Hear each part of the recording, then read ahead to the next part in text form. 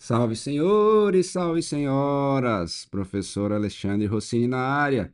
E agora nós chegamos a um vídeo que é uma aplicação dos quatro pilares do pensamento computacional que nós viemos estudando ao longo das últimas semanas. Então vimos todo o ciclo, todo o processo do pensamento computacional, desde o primeiro pilar, que é o pilar da composição, passando pelo pilar de reconhecimento de padrões ou padronização, depois o pilar de abstração e, por último, o pilar de algoritmos, né? Beleza, então agora vamos fazer o seguinte, vamos para um exemplo, tentar aplicar os quatro pilares do pensamento computacional. Vamos avançar aqui para o slide. Então, ó, tem um exemplo. Suponha que você está preso em uma ilha sozinho. Você precisa sobreviver tempo suficiente para ser resgatado. E aí, gente, nós temos um problema. A gente está sozinho numa ilha deserta, e aí a nossa meta é sobreviver o máximo que a gente puder. Por quê? Porque quanto mais tempo a gente sobreviver, maior a probabilidade de sermos resgatados por alguma equipe de busca, né? Então, como é que a gente faz? Primeira coisa, gente, então o desafio nosso, o problema maior que a gente tem que enfrentar é de sobreviver. O problema nosso é, para encontrar uma solução, é sobreviver o máximo de tempo possível. Então, o primeiro pilar do pensamento computacional, o que que é? A decomposição. Então, ó, vamos decompor esse problema maior em quatro subproblemas, quatro problemas menores, de mais simples resolução, para que a gente, uma vez que consiga resolvê-los, a gente consiga sobreviver por mais tempo, que é o nosso problema maior. Então, ó, temos aí que a gente precisa conseguir comida, precisa de água, de abrigo e também já pensar no resgate, né? Pensar no resgate, o resgate nosso é um subproblema. Não é isso? Então, nós podemos decompor o problema e obtivemos quatro subproblemas. E aí, o passo seguinte, gente, é a abstração. Então, vamos abstrair. Vamos ignorar tudo que tem em volta e focar no que realmente interessa para a resolução do problema. Então, comida, quais são as nossas possibilidades? O que a gente tem que fazer para comer? Então, a gente precisa pescar e precisa cozinhar. Para obter água, a gente precisa de uma fonte de água e precisa purificar a água. Ó, a gente está ignorando por exemplo, na abstração aqui, ignorando se a água lá, se o riacho ou a fonte que a gente encontrar tem muita pedra ou não tem, se ela está mais suja ou não, se é uma água parada ou não, são detalhes que para a gente aparentemente não quer dizer muita coisa. Se em volta tem areia, se tem plantas, então é focar no que a gente precisa, né? Na abstração.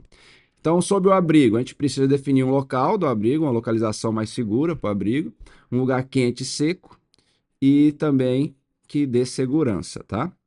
Então, e no resgate, a gente tem que se preocupar, né, com o barco e uma sinalização. Sinalização porque caso passe algum avião ou um barco a longa distância, a gente sinalizar para poder ver a gente. E um barco, caso a gente tente sair dessa ilha deserta navegando, né? Então a abstração é essa, a gente começa a ignorar vários detalhes que tem na ilha para focar as espécies das árvores que tem na ilha, enfim, para a gente focar no que interessa. Beleza, agora, é claro que pode ter muitos mais detalhes, eu estou fazendo de uma maneira um pouco mais simplificada aqui, para facilitar o exemplo, dar um exemplo mais didático, sem se apegar a muitas possibilidades, que é óbvio que pode ter muitas outras possibilidades aí. Mas agora vamos focar no próximo pilar, que é o reconhecimento de padrões ou a padronização. Então, observe o seguinte, que para pescar eu preciso de uma lança ou de uma armadilha, para cozinhar preciso fazer fogo, para água, a fonte de água pode ser via chuva ou via um riacho, córrego, alguma água que tenha lá na ilha, que pode nem existir também, a gente não sabe se tem ou não tem. A gente tem que explorar ainda, né? E tem que purificar a água, tá? Purificar a água. Como é que purifica a água? Com fogo. O abrigo, o que a gente precisa? De uma localização interessante, né? E aí a gente precisa, de certa forma, conhecer a região, determinar, fazer um mapa, pelo menos um mapa mental, mas um mapa mais ou menos da ilha, explorar a ilha, né? Um local quente e seco, então a gente precisa fazer fogo, né, para ter esse local, e que dê segurança, colocar algumas armadilhas. Lembrando que o fogo também geralmente espanta animais, né, para dar uma segurança. Mas segurança também, uma armadilha. E no resgate a gente precisa de madeira e corda para fazer o barco. E aí no caso do resgate também ter sinalização. Para sinalização a gente precisa de fogo. Então observe que há um padrão de algo que a gente precisa fazer nos 4 subproblemas. Então, o subproblema de comida, de água, de abrigo e resgate envolve fazer fogo. Então, olha só, esta etapa a gente consegue identificar que talvez uma das coisas mais urgentes, ou a mais urgente e mais eficaz, de repente, que a gente precisa fazer nesse nosso problema de sobrevivência é fazer o fogo. Porque o fogo vai depender para a gente cozinhar, para purificar a água, para nosso abrigo e também para um possível resgate. Entenderam? Então, o reconhecimento de padrões é muito importante para também determinar urgência e também, ó, que uma solução ela está valendo para 4 subproblemas. Está reaproveitando essa solução nos 4 subproblemas, né? Beleza, isso é importante. E aí, depois, a gente vem para o algoritmo, né? Que é o último pilar. Nesse caso, a gente vai fazer o fogo. A questão é como a gente vai fazer o fogo, né? Então, como a gente vai fazer o fogo, a gente precisa de um algoritmo para isso. É o último pilar do pensamento computacional. Então, vamos lá. Aqui eu tenho um algoritmo de como produzir fogo. Então, primeira coisa, faço um ninho com palha seca. Enquanto não produzir fogo, se tiver fósforo e isqueiro, então acenda a palha. Se não tiver o fósforo ou isqueiro e tiver uma lupa, incline a lupa, a lente da lupa, né? Para o sol esquentar lá a palha e fazer fogo. Se não tiver a lupa, pegar 2 pedras, friccionar até para produzir o fogo, enfim, outras formas que também tem, né? E aí, depois que faz o fogo, proteja o fogo contra o vento para não apagar e fique adicionando combustível, né? Madeira seca, graveto seco, como combustível para o fogo. Então, ó, a gente conseguiu, com isso, pegou o problema maior, que era sobreviver, que era não, que é sobreviver por mais tempo possível na ilha deserta, decompôs esse problema macro, problema maior, em 4 subproblemas, 4 problemas menores. A gente abstraiu, descobriu padrões, né? Descobriu padrões lá, depois abstraiu o que de fato é relevante não, e chegamos à conclusão de que o mais importante naquele momento era fazer o fogo, produzir o fogo, e para isso a gente criou um algoritmo, produziu um algoritmo, ou já conhecia o algoritmo de fazer fogo de acordo com a nossa experiência passada e executou o algoritmo, beleza? Então, ó, esse é um exemplo bacana de que nós aplicamos o pensamento computacional para resolver um problema real, um problema que pode acontecer e assim pode ser feito no nosso dia a dia em diversas situações, ok? Então, vou voltar para o slide agora de fato. Ó, vimos um exemplo utilizando os 4 pilares do pensamento computacional. Agora vamos fazer o seguinte, gente, imagine uma situação similar que a gente fez do exemplo, que você precisa sobreviver, no caso, sobreviver numa ilha deserta, só que dessa vez você não está sozinho e o problema de sobrevivência passa a ser colaborativo. Colaborativo entre pessoas, várias pessoas compartilhando o mesmo problema e elas precisam colaborar para resolver o problema. Então, esses problemas similares a esse que eu acabei de falar, podem ser reproduzidos em sala de aula, por meio de um tipo de jogo chamado Escape Room. Então, o Escape Room, para quem não conhece, é uma modalidade de jogo que reproduz a necessidade de escapar de uma situação ou um problema. Geralmente, escapar de uma sala que tem um problema, que tem uma situação, que tem algo de urgência para ser feito. Então, o que acontece? Os jogadores passam por uma série de atividades, inserindo uma solução em cada etapa para desbloquear o próximo quebra-cabeça. E aí, se as pistas estiverem certas, se as pistas certas forem colocadas na ordem certas, eventualmente eles vão escapar da sala. A sala de fuga será resolvida e os jogadores todos que estão lá colaborando vão escapar. E aí, claro, como é algo de sobrevivência, a ideia, né, do escape room, o tempo de resolução é limitado. O senso de urgência é importante. Então, não sei se vocês já tiveram a oportunidade de participar de ter a experiência de vivenciar uma escape room, mas é muito interessante. Provavelmente na cidade de vocês não tem nada assim. Quando eu falo escape room na cidade de vocês, estou me referindo a um local que vocês pagam para entrar lá para sair da sala. Tem vários locais no Brasil, ao redor do mundo, que fazem esse tipo de jogo. Você paga, vai com a família, vai com amigos, para enfrentar um desafio. Você é trancado dentro de uma sala, você enfrenta um desafio, tem que resolver os enigmas dentro de um tempo para tentar escapar. Se não escapar, acabou o tempo, você sai da sala. Na verdade, pode sair a qualquer momento, caso dê algum problema de saúde, crise de pânico, você pode apertar um botão lá e eles abrem a porta para você. Eu, sempre que eu posso, eu vou com a minha família em um local que tenha escape room, quando a gente viaja em alguns locais que tem, a gente gosta de fazer, a gente acha bem interessante. Mas a gente está falando aqui no contexto educacional de sala de aula. Por quê? Porque a gente consegue reproduzir o escape room em sala de aula, trabalhando os alunos de maneira colaborativa, integrando conhecimentos com conteúdos de maneira interdisciplinar, integrativo, e é muito interessante, pode ser aplicada de diversas maneiras, tá? Então, convido a vocês a conhecerem um pouco melhor a ideia de escape room e, quando tiverem a oportunidade, participar para vivenciar, ter a experiência, porque, particularmente, eu acho muito bacana, eu acho muito interessante. Voltando aqui para o slide, ó, jogos do tipo escape room podem ser aplicados em quaisquer idades e em quaisquer públicos. Então, até criança pré-alfabetizada, obviamente, pode participar, claro, de maneira adaptada a ela. E é cada vez mais usual em sala de aula, tá, gente? E essa parte do escape room usado em sala de aula é chamada escape room educacional. E aí pode ser usado de duas maneiras. Totalmente desplugada, é um conceito que a gente vai estudar aqui na disciplina, mas o que seria desplugada? Sem tecnologia, totalmente sem tecnologia. Quando eu falo tecnologia eletrônica, né? Sem dispositivo computacional, sem celular, sem tablet, sem computador. Ou pode ser ainda totalmente plugada, então num ambiente de simulação, via você usando um jogo de computador, um jogo de celular, um jogo de videogame. Então, por exemplo, no Xbox Game Pass, para quem tem o Xbox, lá tem o Escape Academy, que são jogos de escape room virtuais, né? Tem online aí, ó, o Escape Games também, é para simular. Eu confesso para vocês que eu prefiro muito mais a real, que é muito mais interessante, é muito mais imersivo, você se sente muito mais dentro, a adrenalina de senso de urgência é muito maior. Mas quem quiser ter uma experiência virtual, tem aí alguns exemplos. E pode ser misto, que é você estar no ambiente físico real, mas lá nesse ambiente real, para realmente escapar da sala, existirem recursos tecnológicos lá dentro. Você poder usar, de repente, o celular, usar algum dispositivo tecnológico, computacional, para poder escapar da sala, tá? Pode ser a sala preparada para isso, beleza? Então é interessante.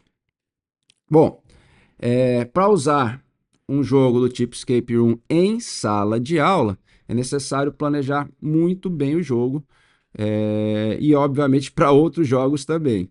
Então, se você ainda tiver dúvida do que é Escape Room, ele é mais ou menos parecido com o Caça ao Tesouro.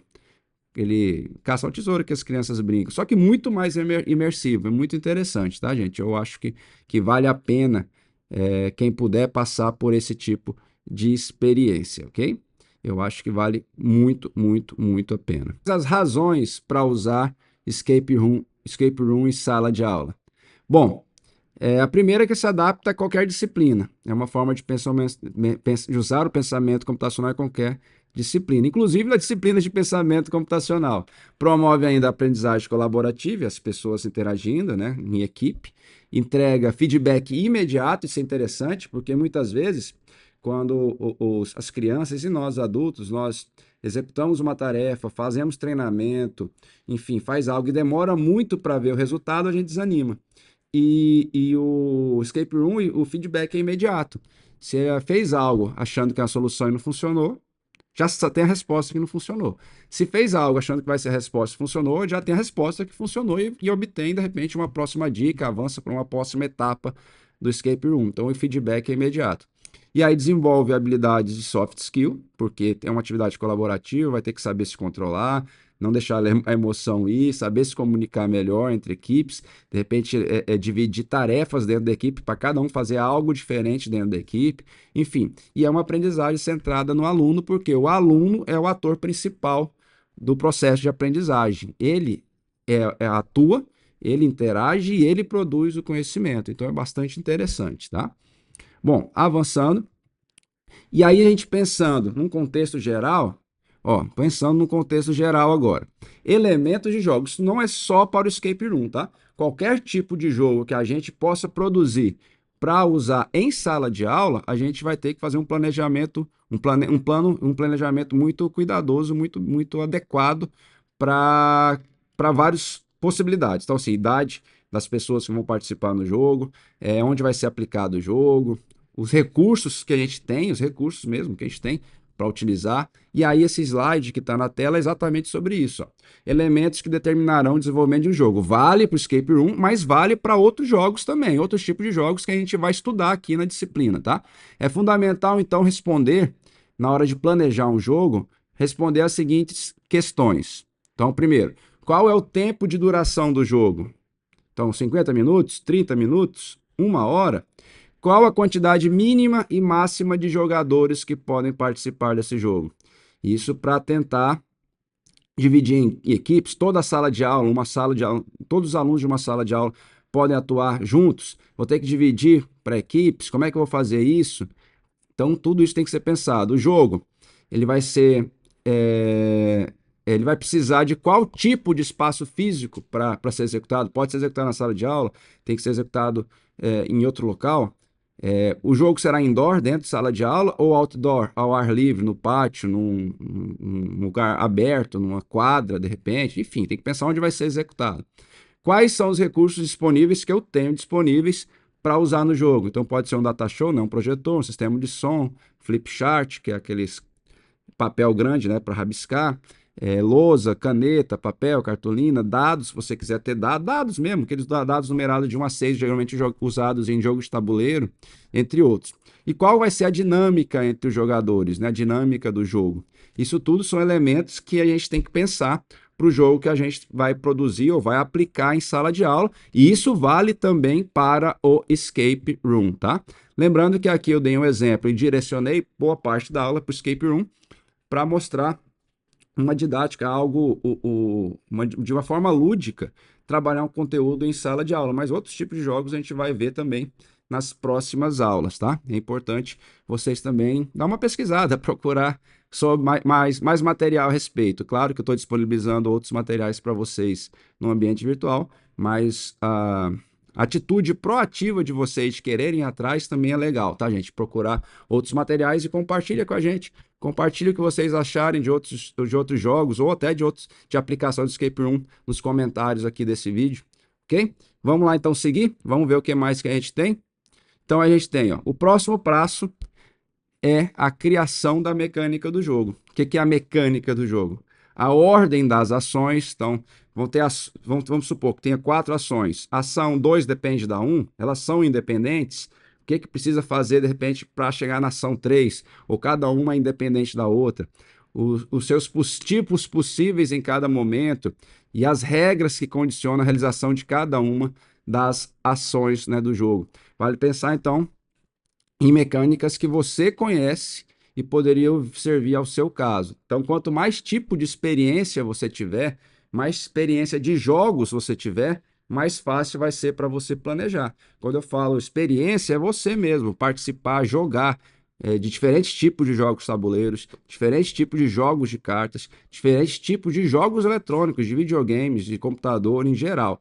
Então, o ato de participar de jogos, de gostar de interagir, por meio de jogos, se divertir por meio de jogos, vai te dar uma vivência, uma experiência grande que vai te permitir pensar e até aplicar de maneira mais fácil jogos em sala de aula e, obviamente, inclusive o escape room, tá?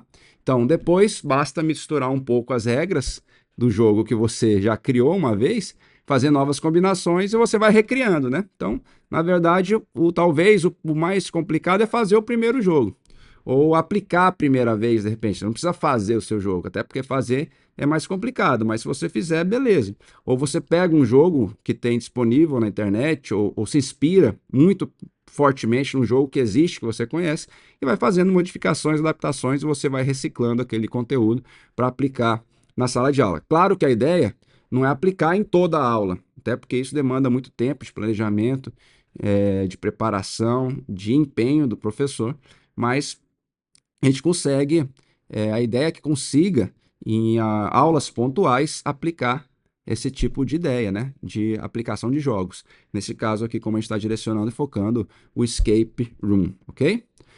Beleza, então, dito isso, vamos para o resumo da aula. Então, ó, educacionalmente, a junção de jogos com pensamento computacional torna o aprendizado como uma atividade lúdica e que apresenta uma enorme variedade de benefícios. Em jogos do tipo Escape Room, o maior benefício é provavelmente o aumento do engajamento e o potencial para construir o trabalho em equipe. Em jogos que compartilham de similaridades com o Escape Room, os participantes precisam resolver um problema macro, um problema maior, e para isso pode abordar o pensamento computacional com seus 4 pilares, uma vez que pode ajudar as equipes de alunos a trabalharem juntas, gerenciando seu tempo, usarem habilidades criativas de resolução de problemas e manter o foco quando sob pressão, que é como que a gente falou agora há pouco, que trabalha com várias habilidades, vários soft skills dos alunos, trabalho em equipe, senso de urgência, tempo a ser cumprido, várias coisas, criatividade, raciocínio lógico, organização de pensamento, tudo que está envolvido no pensamento computacional, né? Então, esse conteúdo é um primeiro, após a gente ver os 4 pilares do pensamento computacional, aplicando eles e já direcionando mais para a ideia de uso em sala de aula. Espero que vocês tenham gostado e valeu!